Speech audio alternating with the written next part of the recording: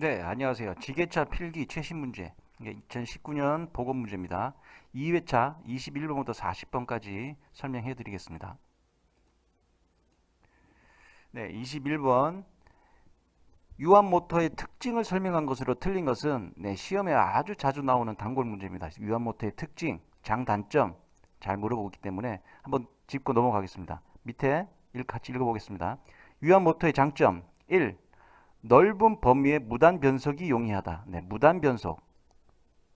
예, 유압모터는 기어가 없습니다. 예, 무단입니다. 자기 운전자의 조종자의 의지에 따라서 빨리 할 수도 있고 적게 할 수도 있고 레버를 어떻게 당기고 미느냐에 따라서 그 속도가 틀려지기 때문에 단수가 없습니다.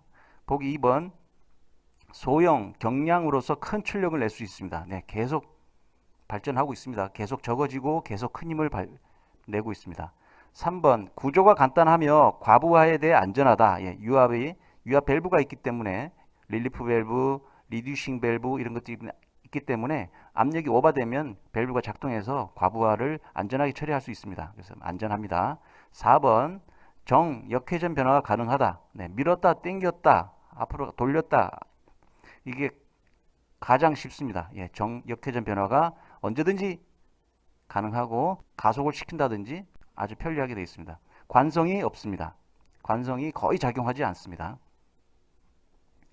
5번 자동 원격 조작이 가능하고 작동이 신속 정확하다. 네, 작동 원격 조정이 가능하다는 것은 조종자가 앉아서 레버로 모든 걸 조정이 가능하기 때문에 그런 걸로 받아들이시면 될 것 같습니다. 6. 전동 모터에 비하여 급속 정지가 쉽다. 네, 아까도 말씀드렸다시피 관성이 없기 때문에 급속 정지가 쉽고 또 급속 출발도 쉽습니다. 7번 속도나 방향 제어가 용이하다. 네, 아까 정역회전 변화가 가능하다고 되어 있는데 같은 말입니다. 8. 회전체의 관성이 작아 응답성이 빠르다. 네, 관성이 없다 그랬죠. 네, 이런 장점, 특징이 있습니다. 이걸 한번 익혀 놓으시고요. 문제 풀어보겠습니다. 관성력이 크다. 틀린 얘기죠. 관성이 적다고 몇 번을 말씀드렸습니다. 관성력이 적고요. 구조가 간단하다. 네, 구조가 간단합니다. 네, 구조가 간단하고 과부에 대해서 안전하다고 말씀드렸죠. 무단 변속이 가능하다. 네, 맞고요. 보기 4번에 자동 원격 조작이 가능하다. 네, 맞습니다. 관성력이 크다는 틀린 얘기입니다. 넘어가겠습니다. 22번 복동 실린더 양 로드형을 나타내는 유압 기호는 복동 실린더 양 로드. 복동이라고 하면 유압이 들고 나는 출입구를 말하는 겁니다. 유압이 이리 들어갔다 나왔다 한다 생각하시면 되는데 복동이면 두 개, 단동이면 한 개. 네, 그러니까 하나만 있으면 단동, 두 개 있으면 복동. 그렇습니다. 양 로드형. 로드가 양쪽에 있다는 얘기죠. 양쪽에. 그래서 보기 4번이 정답 되겠습니다. 말 그대로 복동, 입구 출구가 두 개, 로드가 두 개, 양쪽으로 이렇게 되어 있다는 겁니다. 넘어가겠습니다. 23번 유압 회로 내의 밸브를 갑자기 닫았을 때 오일의 속도가 에너지로 변하면서 일시적으로 큰 압력 증가가 생기는 현상을 무엇이라고 하는가? 일시적으로 큰 압력 생기는 거 서지 압력이죠. 서지 현상입니다.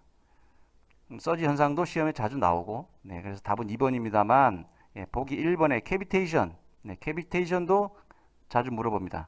읽어보겠습니다. 옆에 달아놨죠. 캐비테이션은 유체 속도 변화에 의해서 압력 변화로 인해 유체 내 공동현상이 생기는 현상을 말하며 공동현상이라고도 합니다. 캐비테이션 현상이라고도 하기도 하고 공동현상이라고 하기도 합니다. 빠른 속도로 액체가 운동할 때 액체의 압력이 증기압 이하로 낮아져서 액체 내 증기 기포가 발생하는 것. 캐비테이션, 기포가 조금 발생을 합니다. 캐비테이션 현상이라고 합니다. 서지 현상, 이상 압력, 그 다음에 채터링 현상은 접점이 닫힐 때 한 번에 닫히지 않고 여러 번 딱딱딱딱딱 거리는 것을 말하는 겁니다. 반복하는 겁니다. 이것은 오작동인데 스프링 힘이 약해졌다든지 이랬을 경우에 따따따따딱 소리 나는 채터링 현상을 말합니다. 에어레이션은 공기와 액체가 접촉해서 액체 산소를 공기가 삽입되는 현상, 이런 것을 에어레이션 현상이라고 합니다. 네, 요 보기들은 설명해 드린 거 한 번 더 보시고요. 시험에 나오는 것들입니다. 서지 현상도 물어보지만 캐비테이션, 서지 현상, 채터링 요 세 개는 시험에서 가끔 물어봅니다. 같이 외워놓으시기 바랍니다. 넘어가겠습니다. 24번 유압으로 작동되는 작업장치에서 작업 중 힘이 떨어질 때의 원인과 가장 밀접한 밸브는 작업 중 힘이 떨어진다고 그랬습니다. 힘이 떨어지는 것은 압력이죠. 압력에 관련된 겁니다. 작업 중 힘이 떨어질 때는 압력입니다. 압력이고요. 작업 속도는 유량이거든요. 여기서는 지금 힘이 떨어진다고 했기 때문에 압력 밸브를 찾아야죠. 압력 밸브, 릴리프 밸브가 압력 밸브죠. 체크 밸브는 방향 밸브고 방향 전환 밸브, 메이크업 밸브. 이거 틀린 얘기고요. 예, 답은 그래서 1번입니다. 압력의 크기, 힘의 크기 밑에 잠깐 보시면 힘의 크기는 압력과 관련된 밸브를 찾으셔야 돼요. 힘의 크기입니다. 일의 크기. 릴리프 밸브, 리듀싱 밸브, 언로드 밸브 이런 것들이 압력 밸브에 들어가고요. 메이크업 밸브는 캐비테이션 현상을 방지하는 밸브를 메이크업 밸브라고 합니다. 그래서 이거는 틀린 얘기고, 예, 여기서는 힘이라고 했기 때문에 압력 밸브 중에 하나, 릴리프 밸브밖에 없습니다. 자, 넘어가겠습니다. 25번 유압 회로에서 유량 제어를 통하여 작업 속도를 조절하는 방식에 속하지 않는 것은 요거는 이제 미터 인, 미터 아웃, 블리드 오프라는 방식 3개가 있습니다. 3개가 있는데 블리드 인 방식을 하나 더 집어넣어서 예, 오답을 찾는 문제인데요. 잠깐 보시면 예, 미터 인 회로는 유량 제어를 실린더로 유입되는 입구 측, 입구 축에 설치하는 것을 미터 인이라고 하고요. 미터 아웃은 출구 쪽에 유량 제어 밸브 설치하는 것을 미터 아웃이라고 합니다. 네, 그 다음에 블리드 오프는 실린더 병렬로 유량 제어 밸브를 설치하여 실린더로 유입되는 유량을 조절하는 실린더 속도를 제어하는 방식이다. 이렇게 되어 있습니다. 블리드 오프, 블리드 온은 없는 거죠. 그러니까 안에다가 설치하느냐, 바깥에다 설치하느냐, 유량 조절을 하는 실린더 속도를 제어하는 유량 제어 밸브를 설치하는 거냐, 병렬로 설치하는 거냐, 이 부분을 단어를 핵심을 조금 익혀 놓으시고 왜 미터인이라고 하는지, 미터 아웃이라고 하는지, 블리드 오프라고 하는지 이해를 하시면 나중에 문제 푸실 때 좋을 것 같습니다. 그래서 25번에는 블리드 인이라는 블리드 온이라고도 나올 수도 있고요. 항상 오답으로 나올 때 블리드 인이 꼭 나옵니다.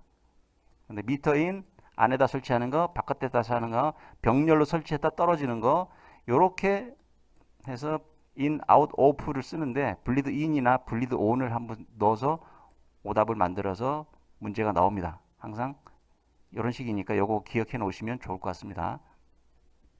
네, 넘어가겠습니다. 네, 26번 유압류의 점도가 지나치게 높았을 때 나타나는 현상이 아닌 것은 유압류 점도가 지나치게 높다는 것은 끈적끈적해진다는 얘기입니다. 쉽게 말하면 묽어지는 게 아니고 유압류 점도가 높다는 것은 끈적끈적해지는 거기 때문에 이와 반대되는 현상을 찾으면 되겠죠. 현상이 아닌 것은 오일 누설이 증가한다. 끈적끈적해지니까 누설 증가하는 건 아무래도 줄겠죠. 그래서 답은 1번이고요. 유동 저항이 커져서 압력 손실이 증가한다. 이거 맞는 얘기죠. 끈적끈적하니까 유동 저항이 커지죠. 그래서 더 많은 압력이 필요합니다. 그 다음에 보기 3번 동력 손실이 증가하여 기계 효율이 감소한다. 같은 맥락입니다. 2번하고 3번 같은 맥락입니다. 유동 저항이 커지기 때문에 동력 손실도 커지는 거죠. 그 다음에 4번 내부 마찰이 증가하고 압력이 상승한다. 네, 맞는 얘기죠. 2, 3, 4는 같은 맥락으로 보시면 될 것 같습니다. 네, 넘어가겠습니다. 유동 한번 조금 더 키포인트를 보면은요. 유압류 점도가 너무 높으면 1. 유압이 높아짐으로 유압류 누출은 감소한다. 앞에서 말씀드린 내용입니다. 유동 저항이 커지죠. 네, 유동 저항 커지고 압력 손실 증가하고요.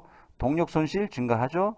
기계도 효율 당연히 감소할 거고 내부 마찰 증가하고 압력 상승하고 마찰 손실과 동력 손실 커지고 열 발생 원인도 될 수 있고 네, 다 같은 내용들입니다. 이해하시면 어려울 거 없습니다.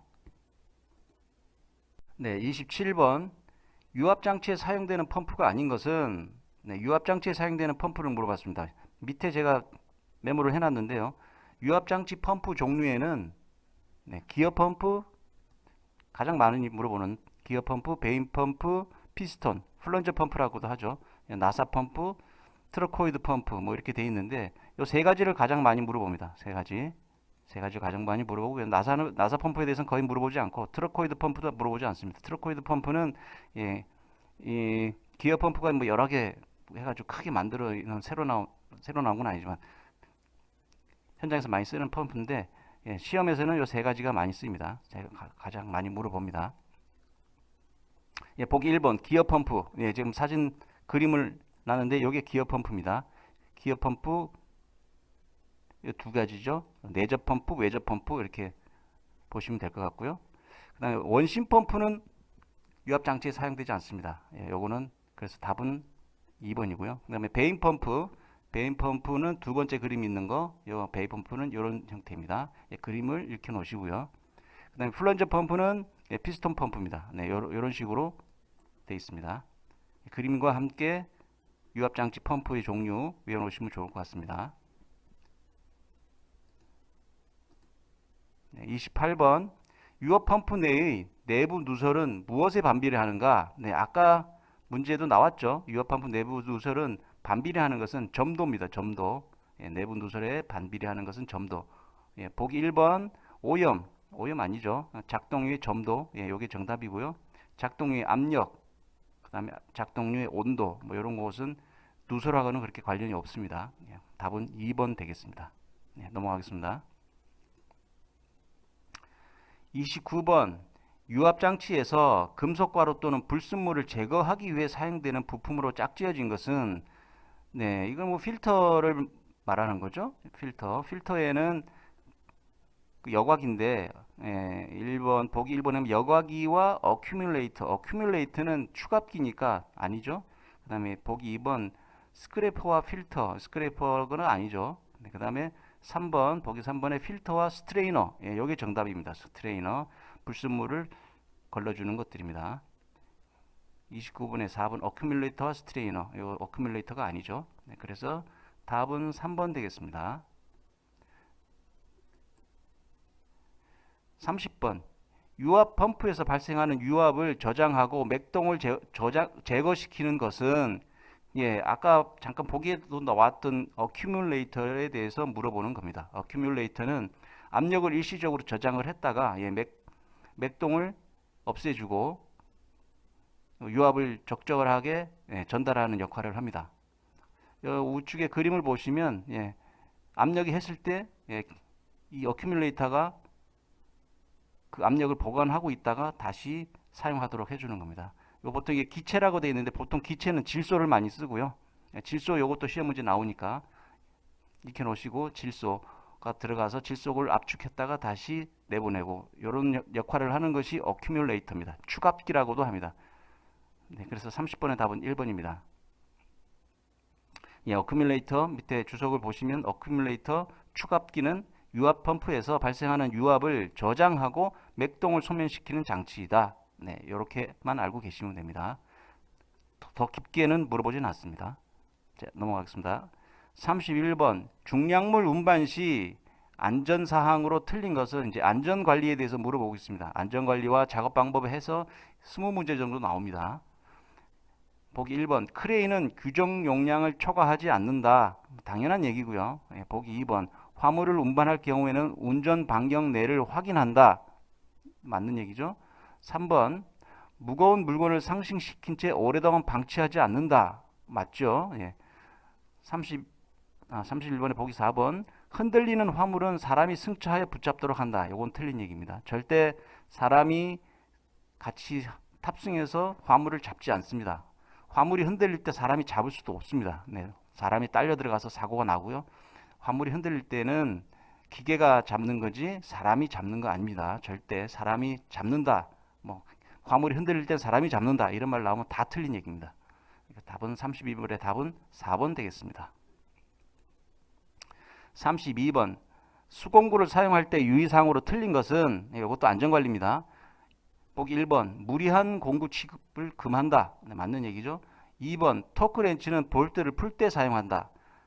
토크렌치 어느 정도의 힘으로 잠그고 때 쓰는 겁니다. 그러니까 무조건 풀 때만 쓰는 건 아닙니다. 그래서 답은 2번 틀린 얘기고요.